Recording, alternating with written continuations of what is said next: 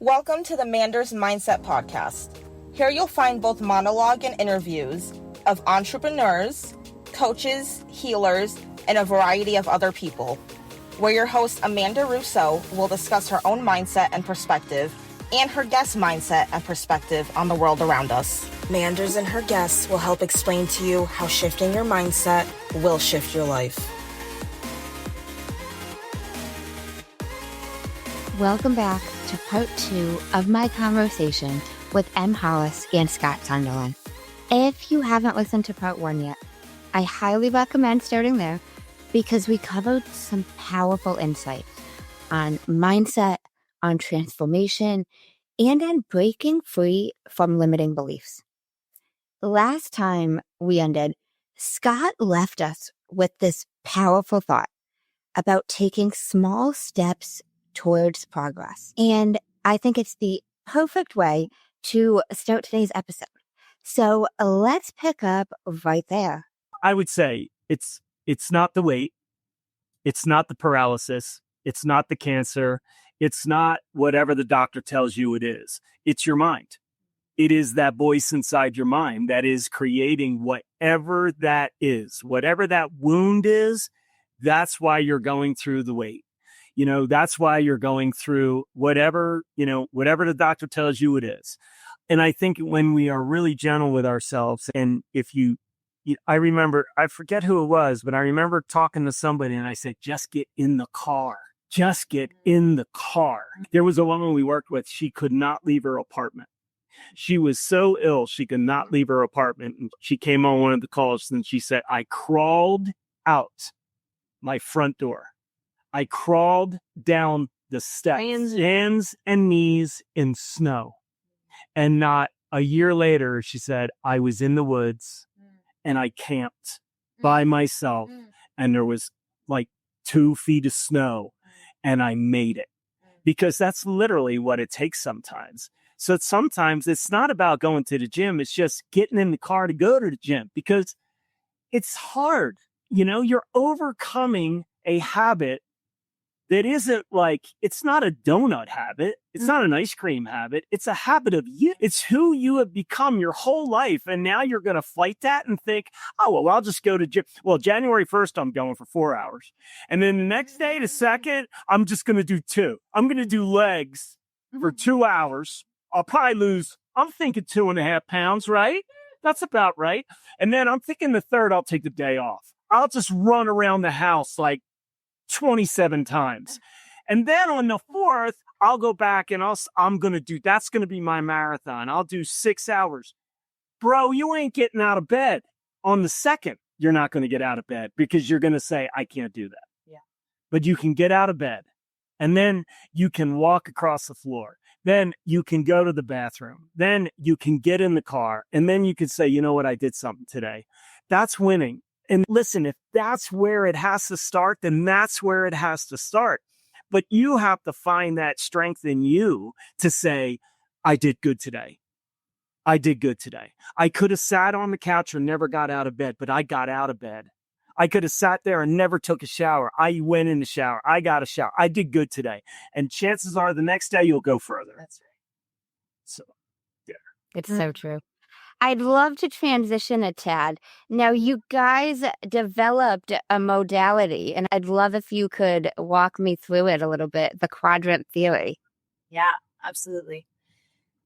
So a little backstory on how it came about. We, continued coaching. We were working with our friends.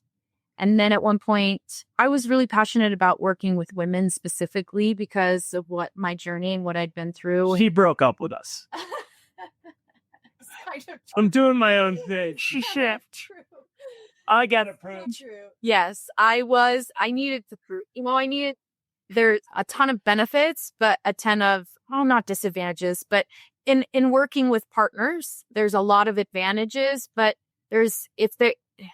it can be challenging as well. And I was at a place in my life where actually a lot of billionaires are at, and that's, I need to prove myself. I need to prove that I'm worthy, and and that's what drives a lot of very wealthy people. That doesn't mean that drives them to happiness. It means it drives them to, I have to prove something. And so that was part of it. But I also was like, I really wanted to work with women because I knew the journey I went through, and I knew there was other women out there that were like me, that was like, wait a minute, you sold me a pile of poop. This isn't this isn't what you said it would be. And as women, we become martyrs really easy. We become moms and wives. We completely lose ourselves. And at that point, I was like, you know what? I broke up with them. And so we all three did sort of our own coaching for a couple years. And then Scott and I decided, well, maybe we should try to do something together again. At that point, I was sort of reaching a point of burnout, trying to grow a business.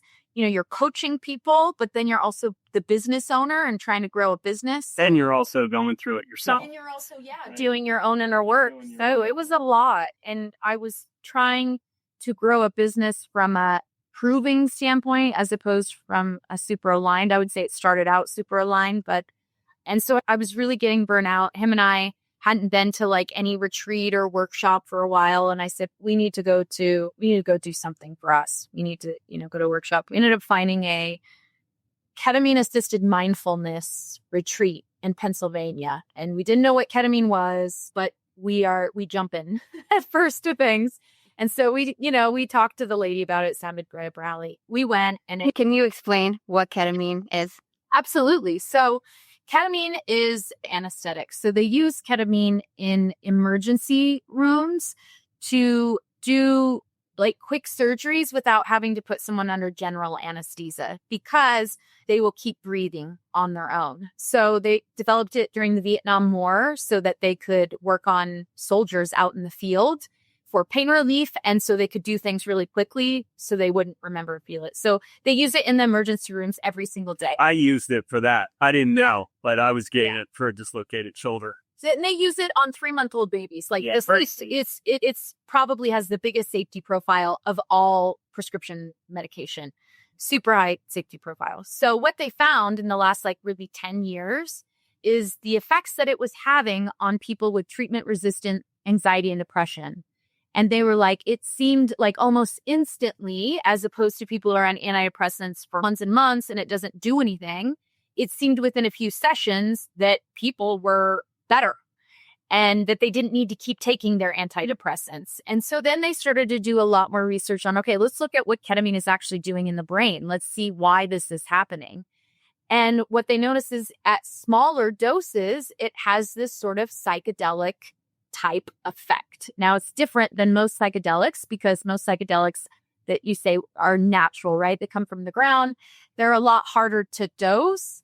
And so this was a little bit different in that case, but people were still having psychedelic experiences and then noticing they were coming out. And so ketamine is now being used widely all over the country in clinics for treatment-resistant anxiety and depression. It's having massive benefits. They're understanding that, in the brain, it's creating neuroplasticity. Now, mind you, him and I had been going to these Dr. Joe Dispenza retreats like crazy the first couple of years we met. And what Dr. Joe Dispenza is teaching with meditation is the power of neuroplasticity. Neuroplasticity is your brain's ability to change. So when we're talking about identity and losing weight, right? You're like, I actually had to become somebody else. I didn't think the same way at 70 pounds less than I was thinking the same way when I was, had that weight. And that is, they believed forever that the brain was hardwired. You can't change.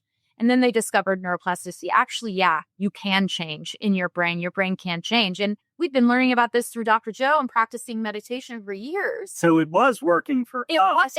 The effects of ketamine did work for us. And so, but I mean, it was working for us just in meditation. Exactly. But then we would watch all these other people. They would not be able to have that same effect. Yeah. And it was like, maybe their trauma was greater, maybe whatever it was, right? Yeah. So it was like when we went to this, this retreat and we experienced it, as soon as I experienced it, I could see the names of every single person that this could change it. This could actually get them where I've been able to get to, where she's been able to get to, where many people have been able to get to, but the ones that just couldn't get over the hill, this is it. This is what can help them. So then. Yeah. So you can think of it as, many of your listeners maybe have heard this example before. They use it with traditional psychedelics. But again, ketamine is not, out of all of them, it's not a traditional psychedelic. It's only an hour long. It's highly dosable. So when you're dealing with other kinds of psychedelics, it's really hard to dose. And you don't have any purging. There's no really side effects after. No addiction. No addiction. Actually is helping people get over addiction. And so what happened was, we experienced this and we went, oh my gosh, like this can help those people that would reach a wall. They were doing all the work, but they would reach a wall and they couldn't. So the example I was going to tell you is like, if you think of thought patterns in our brain as sled hills, and if you're going over this sled hill, you're going over the same sled hill over and over, eventually that sled hill is going to get really deep, and you're going to be so deep in it that you're like, shit, I don't even realize there's a million other sled hills on the mountain because I'm so deep down in this one. And what psychedelics does is basically fill that sled hill up with snow so that you can get out of it and then be able to look around. So like the example that the woman gave us when she was telling us about the retreat, she said, ketamine is like if you're walking through a forest and you're completely lost because there's trees everywhere, you have no idea which way is out.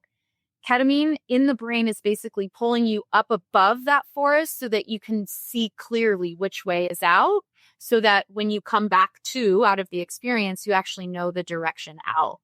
And so that is what ketamine is doing in the brain. It's allowing you to get out of thought patterns that aren't serving you anymore. And getting out of thought patterns is due to neuroplasticity. And what does that do? That helps you to become a new person. It helps you to not be the depressed person. Well, the difference between what Scott and I decided to do after that retreat, because we need to implement this into the stuff that we're already doing, was ketamine clinics are not bringing in a deeper esoteric spiritual wisdom that we have both studied for a long time and sort of marrying those two. And that's what we decided we wanted to do. We wanted to do something different with the ketamine experience. And so we wanted to work with people that already had some practices, that already had been doing some inner work, but they were stuck and they couldn't get past that wall. And we saw the benefits of ketamine being able to do that. So we came back from that retreat. We decided we're going to stop any coaching courses we'd been doing, and we're really just going to focus on retreats because we'd already been doing those anyway. And we're going to incorporate the breath work, and we're going to incorporate meditation, and then we're going to incorporate ketamine therapy. And we did that for about 8 months. And in that time, Scott and I were also personally working with the medicine in our own personal lives. And it reconnected us both to sort of maybe what we kind of lost for a while, which is that deeper connection, the thing that brought him and I together. And so we were kind of focused on that. And then one day I ended up watching I watch a lot of podcasts. And I watched one by a lady by the name of Jill Bolte Taylor. And she has one of the most watched TED Talks on TED about her stroke. And during her stroke, her whole left side of her brain went offline. So she had no use of her left side of the brain, only the right side. Well, basically, the right side of the brain is you can think of as no identity. So think of the identity lives in the left side of the brain. Amanda lives in the left side of her brain. That's who you are. That exists in the left side of your brain. The right side of your brain, you could say, is the spiritual side. It's the side of the brain that, so she couldn't walk or move or feed herself because there was no separation between the end of her finger and everything else. So literally everything was like energy, and she was in complete ecstatic bliss. She was in joy. But after a while she said, well, I'm probably going to experience this when I die. So maybe the point is to have an ego, because granted, she didn't have any memory of her past. She didn't really know who Jill was. And so she decided over the next 7 years to sort of bring the left side of her brain back online. She had to train herself to bring that part of her brain back online. And so through that experience, she discovered she's a neuroanatomist. So she actually studies the anatomy of the brain. And I had known a lot about the brain because of what we had studied in my breathwork course. I learned a lot about what happens in the brain and the different parts of it. And basically she broke down she calls them the 4 characters of the brain. And as I was listening to that, it's, when you listen to someone, it feels like it's just filling in a puzzle. Like it felt like it filled in this puzzle, and all of these things that I had studied and we'd been practicing and teaching, I saw them fit within what we now call the 4 quadrants that went much deeper than just these characters she was talking about. And so I started talking to Scott about it. And for a month, I was just writing and we were talking, and we could see how these different aspects of these very deep teachings, it was like everything in the world, actually, everything we experience fits within these 4, what we call quadrants. And so maybe explain to her the tanks and how So, and what she means by, all things in the world, you can map what we call map.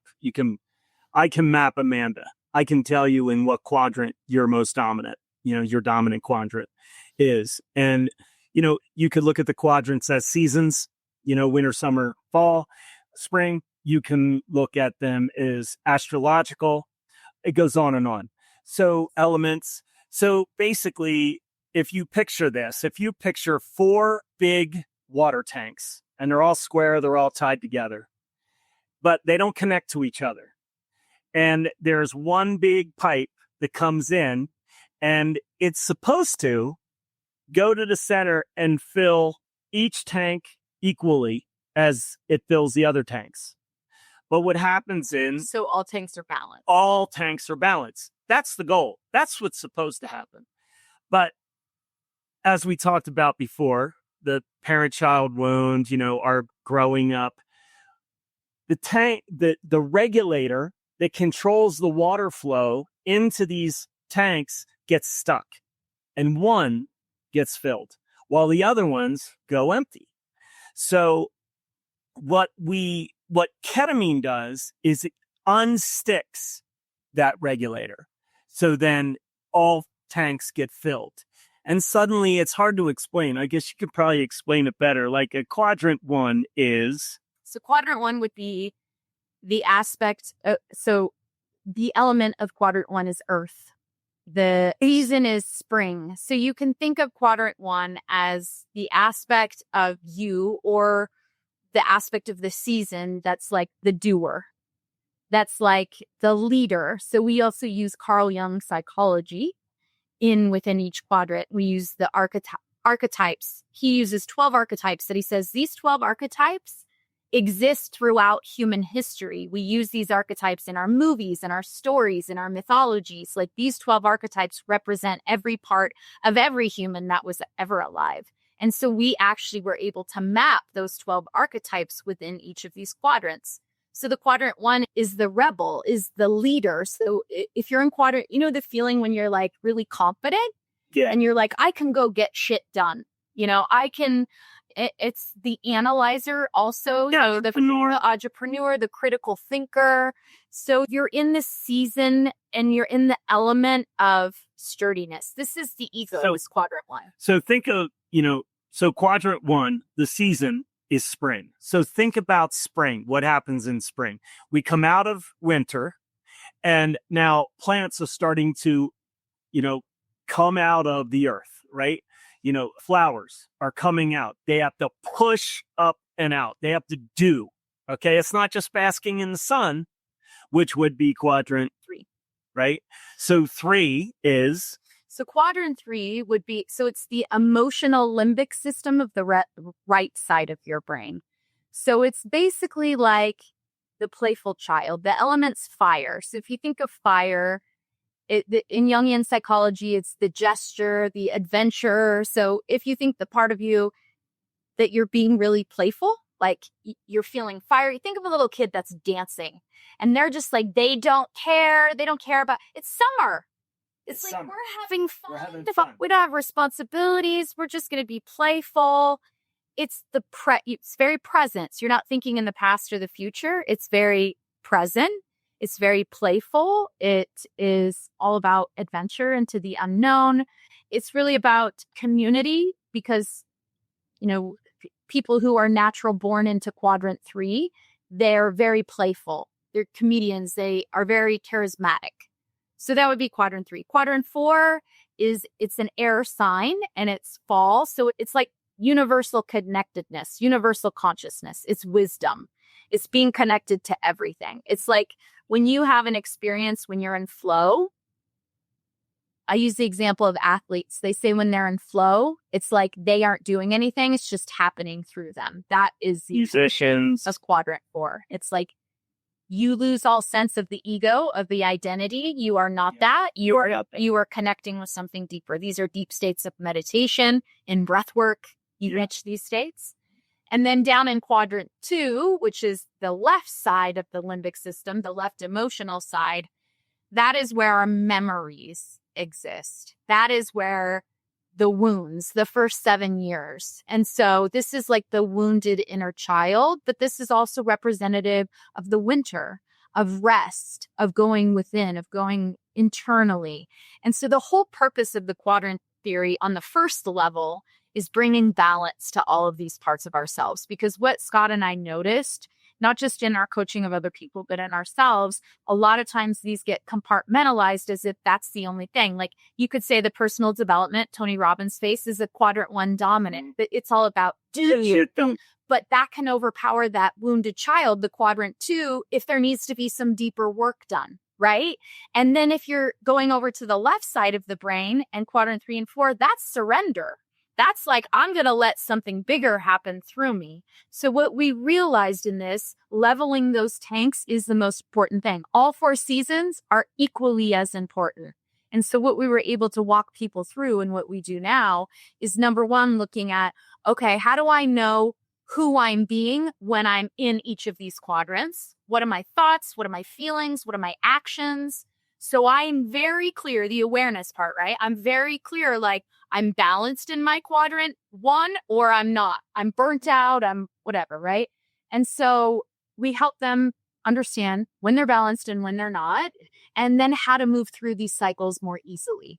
What's more important than knowing where you are is where your spouse is. Yeah. So when you're having a conversation problem with your spouse, you may be in quadrant 1 when they are in quadrant 2, and it becomes a friction. I don't understand. Why can't you do this? I'm out there doing this and working and getting all this shit done, and all you're doing is sitting on the couch saying that you're going to go to the gym every day, right? And when you understand where your spouse is, then you understand, because each quadrant, this is huge though, you can't bypass a quadrant. It's like saying, well, you know what? I just decided. I say there should be spring and summer. That's it. No more fall, no more winter. It's off the table. Let's write it out, right? So each quadrant is necessary because when you have summer, you need rest. Bears, they hibernate. They go in. Why? Because they are working so hard to keep this massive body filled with nourishment. So they have to hunt. They have to, right? So in the winter, they hibernate. They go to sleep. We need that. Our bodies need rest.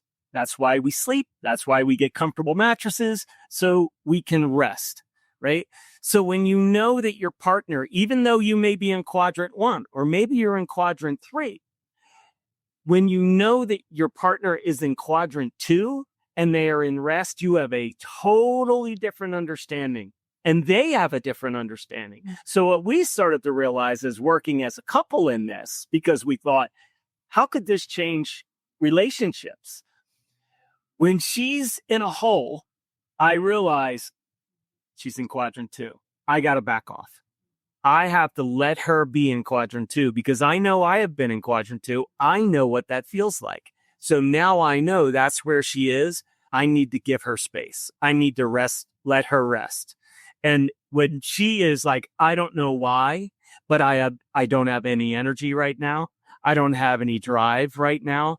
The last 2 days, I've been just laying around. Instead of beating herself up, she now knows. I'm in winter. I'm in the winter right now. I'm in hibernation. I'm in rest. I'm in quadrant 2. And I can nurture myself. And she can nurture herself. And she can also know, well, what happens when you're in quadrant 2? I'm resting. So I'm going to come out of it. And where am I going to go? right? I'm going to go in either into 3 or I'm going into 1. Maybe I go into 4. Maybe I use 4 to help me get out of 2. So it's a whole thing. It's a framework, basically, for how to navigate your entire life and every area of it. And it goes deep. When we're teaching a class, we're teaching about the biology and the chemistry that's happening in your body within each quadrant. So actually what chemicals are being released to help you to really anchor in. I mean, self-awareness is everything. Huge. So it's giving you a map of your own self-awareness to go, okay, number one, I'm going to have more compassion and less self-judgment if I trust these cycles and I learn how to move through them naturally. And it really is, it's fundamentally shifted our lives. And now we've taken other people through the process. I think that is our best work yet. To be honest with you, I think it's our best work yet. It feels so deep, yet so big. Yeah. Okay.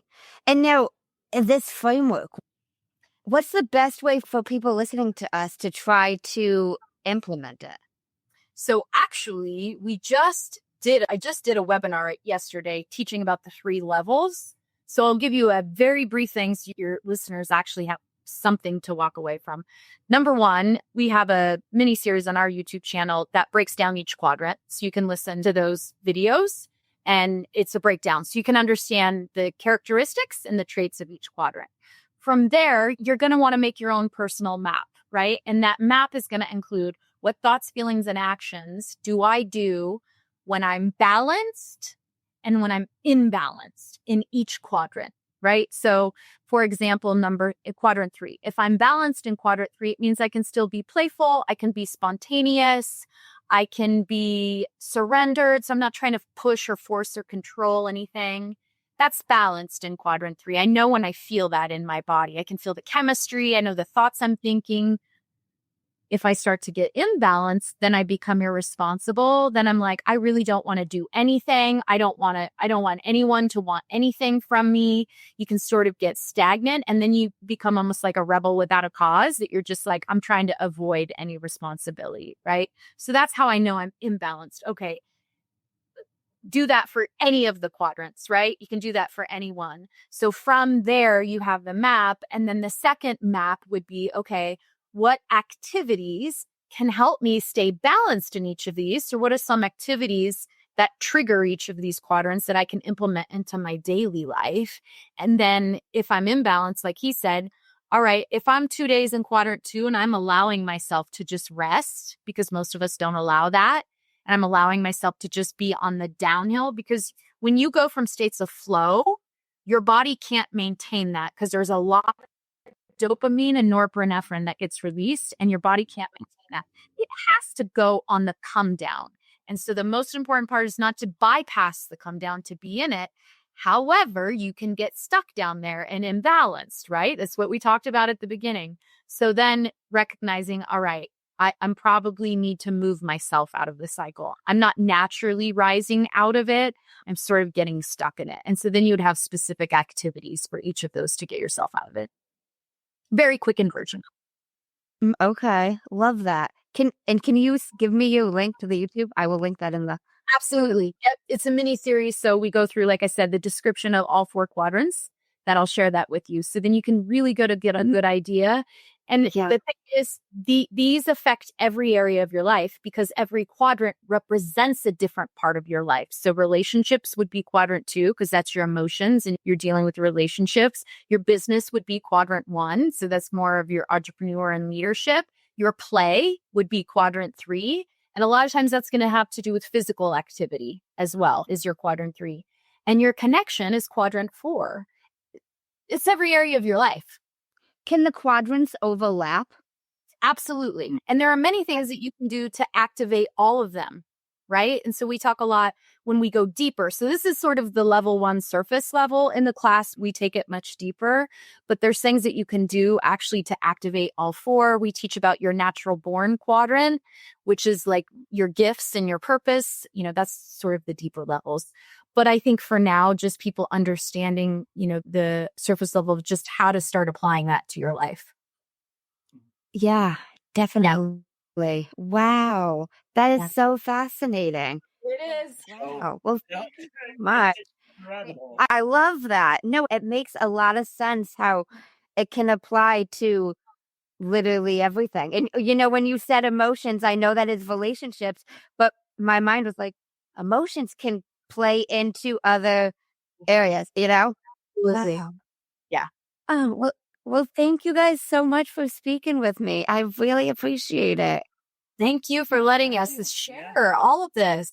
Yeah, of course. Now, have you guys heard of a man named Jay Shetty? Love to Shetty. Little bit. So he has a podcast. He ends his podcast with 2 segments, and I've started incorporating them into mine. And first segment is the many sides to us. Scott, you want to go first? Sure. I don't know what he does. So again, I'm, yeah. You don't have to. These are questions about you. And man, I am totally there. I'm ready. I just give him credit. Everybody always asks me, where'd you come up with these? I'm like, it's not me. It's not me. Then my answers, they won't be me. They're just going to come from wherever they come from. Okay. That is fine too. First segment is the many sides to us. There's 5 questions, and they need to be answered in 1 word each. 1 word. Okay. That's almost impossible. Go ahead. What is 1 word someone who was meeting you for the first time would use to describe you as? Confident. What is 1 word that someone who knows you extremely well would use to describe you as? Heart-centered. What is 1 word you'd use to describe yourself? Playful. What is 1 word that if someone didn't like you or agree with your mindset would use to describe you as? Oh, wow. Crazy. What is 1 word you're trying to embody right now? Wow. Authenticity. Oh, that's... Did I steal your stuff? Second segment is the final 5, and these can be answered in a sentence. What is the best advice you've heard or received? It's not out there. It's in here. Why is that the best? Because it leaves it up to you. It's not going to be anybody else's fault. It's yours. And again, if it's my fault, I can fix it, right? If it's my wrong, I can right it. And if it's my right, I can live it. So I don't need anybody else to, I know we all do. We all like to look out there and blame somebody, whether it's an ex, whether it's a government, whether it's, whoever. But ultimately, we hold our own destiny within inside us. I love that. What is the worst advice you've heard or received?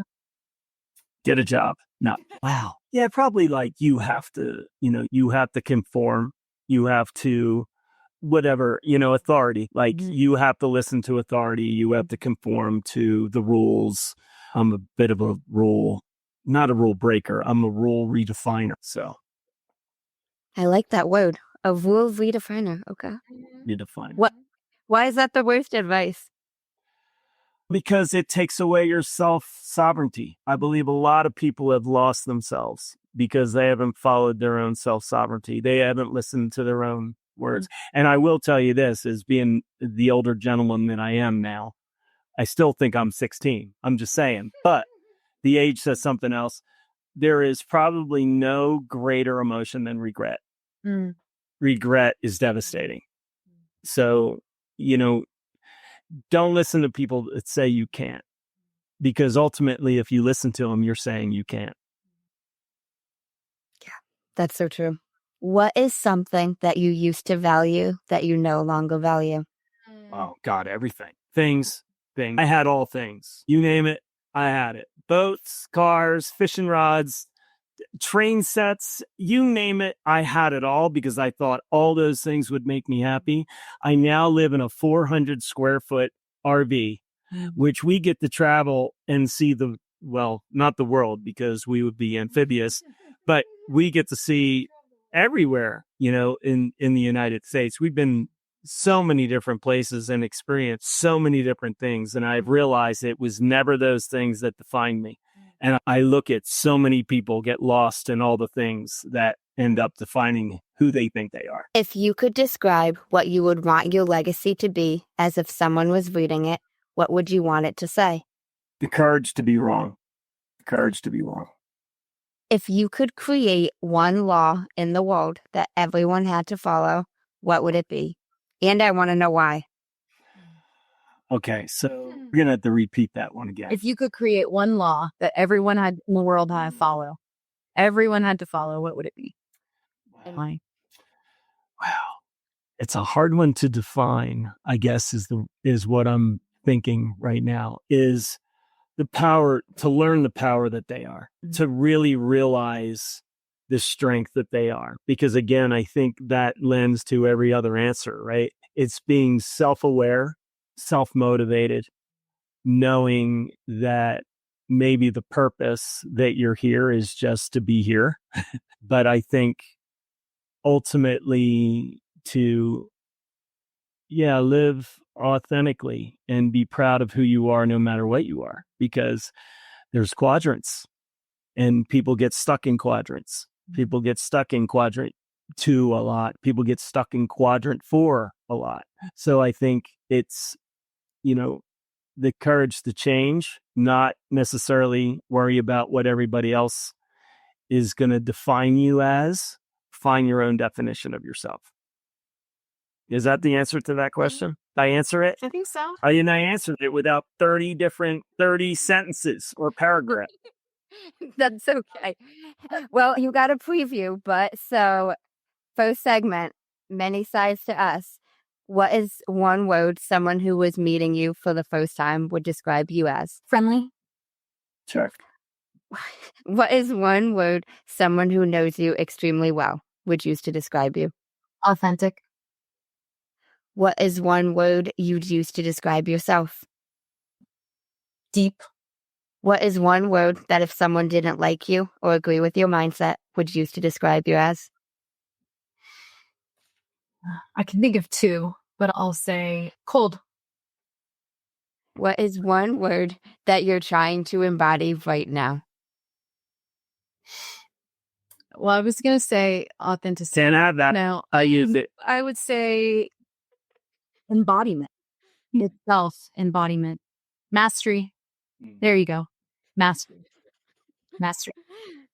Okay. Final 5.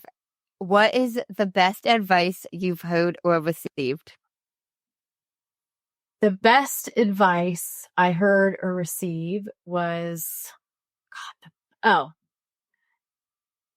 Obviously, something. are you proud of yourself? That it was by Diana Nyad, who, if that moment shifted everything in my life. She was on an interview with Oprah. She broke the record from swimming to Cuba to Florida at like 67 years old. She had 5 previous attempts. She did it. And she was talking to Oprah, and Oprah said, "How amazing, you world record, and she said, "I don't care about any of that. I ask myself every day, if tomorrow's my last day, am I proud of my life? Am I proud of the life I'm living?"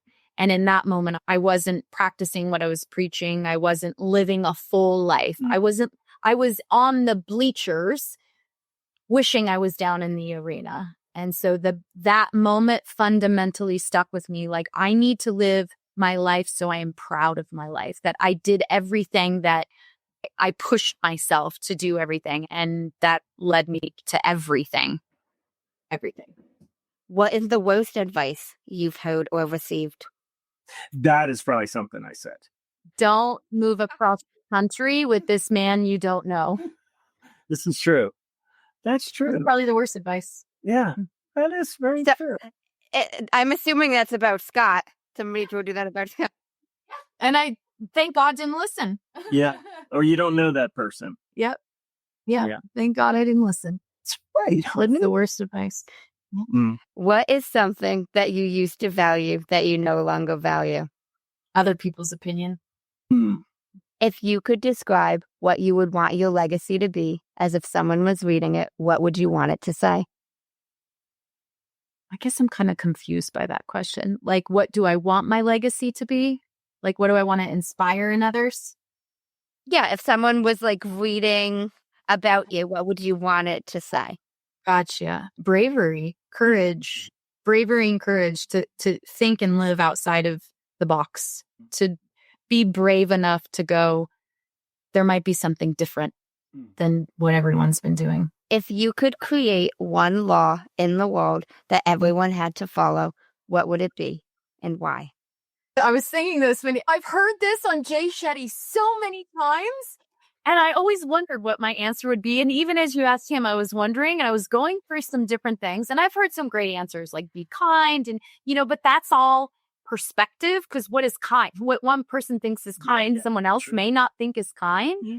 So I was like, what is, if one thing, like if everyone had to do this one thing that I think would shift, and I think it would be, you cannot blame others for any problems in your life. Nobody could ever blame another person for problems in their life. I think that's the law that I would pass, because I think if we can't blame others, you fundamentally shift everything.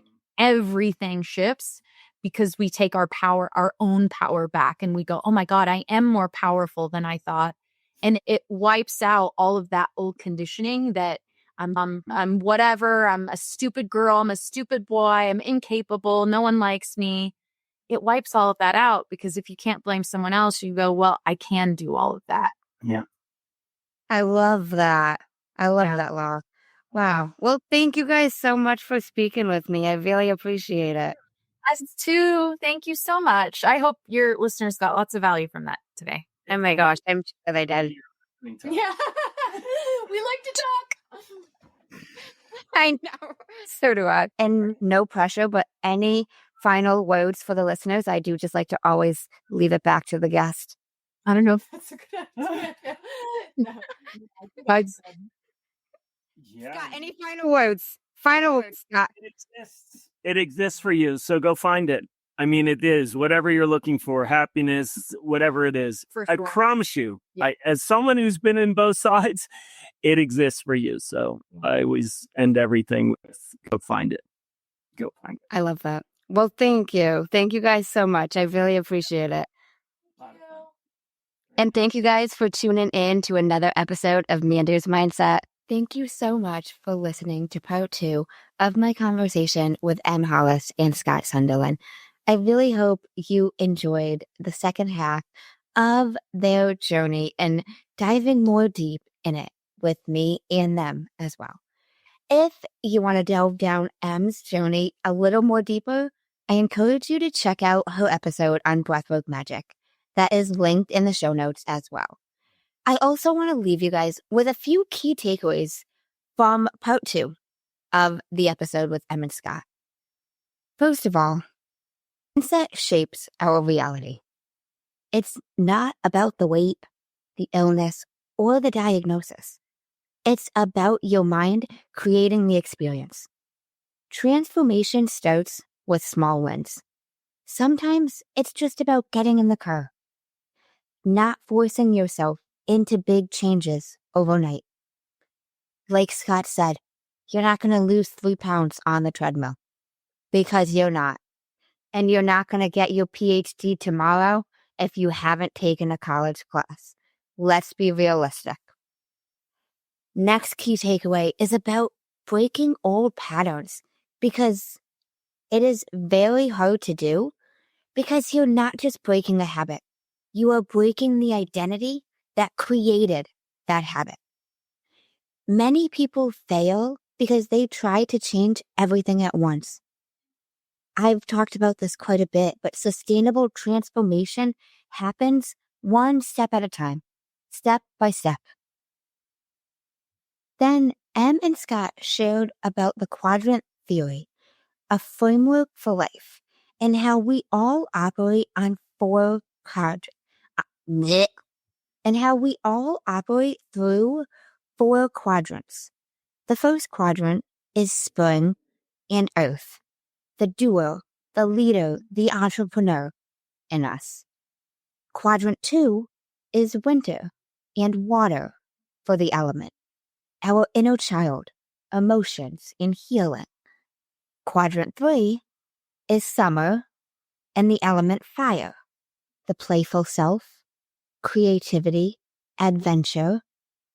Quadrant 4 is fall, or the element air, the spiritual self, wisdom, universal flow. And Emmett Scott emphasized that balance is key and you really need all 4 quadrants to thrive.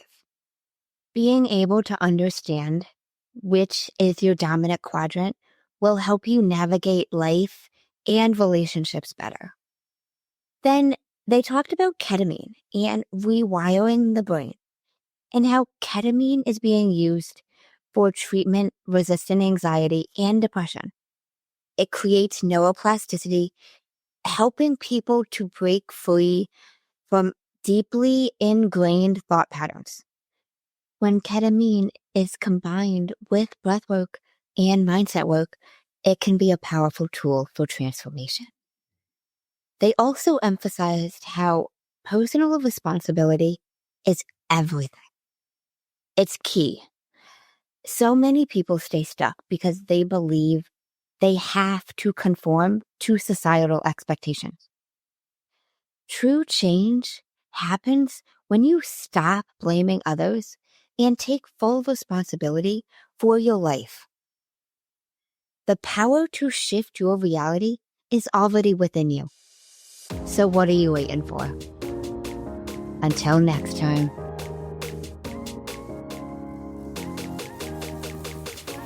In case no one told you today, I'm proud of you. I'm rooting for you. And you got this.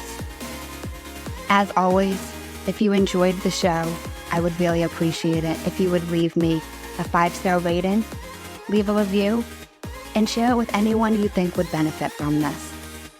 And don't forget, you are only one mindset shift away from shifting your life. Thanks, guys. Until next time.